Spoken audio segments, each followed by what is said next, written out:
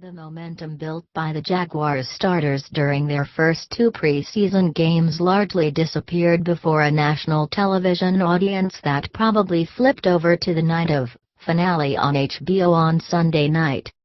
The Cincinnati Bengals built a 14-3 first-half lead by doing whatever they wanted, offense and defense whenever they wanted against the Jaguars starters.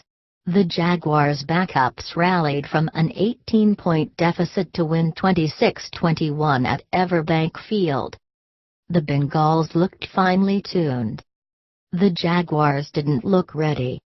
In 2 weeks, this will be forgotten, Jaguars general manager Dave Caldwell told the Times-Union at halftime. There were some really good learning lessons on offense and defense.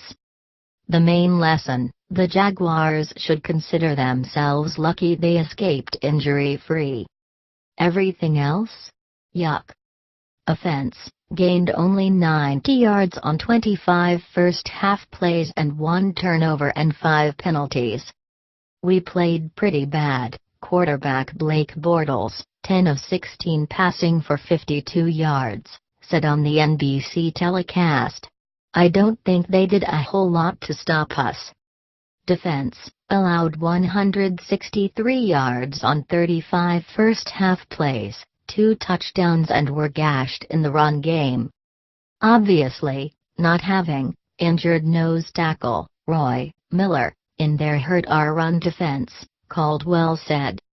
Coach Gus Bradley's best decision was pulling the plug on his starters at halftime instead of letting them start the third quarter as he predicted he would do all week. Next up for Caldwell and Bradley is cutting the roster to 75 players by Tuesday. The Jaguars, 1-2, close the preseason Thursday at Atlanta. Cincinnati quarterback Andy Dalton and his first-team offense scored 2 touchdowns before coach Marvin Lewis shut them down. Dalton was 6 of 10 passing for 77 yards and a 19-yard touchdown toss to Giovanni Bernard. Bortles and company went fumble, punt, field goal, punt and end of half. I think it's good, Bortles said of facing the Bengals. We had success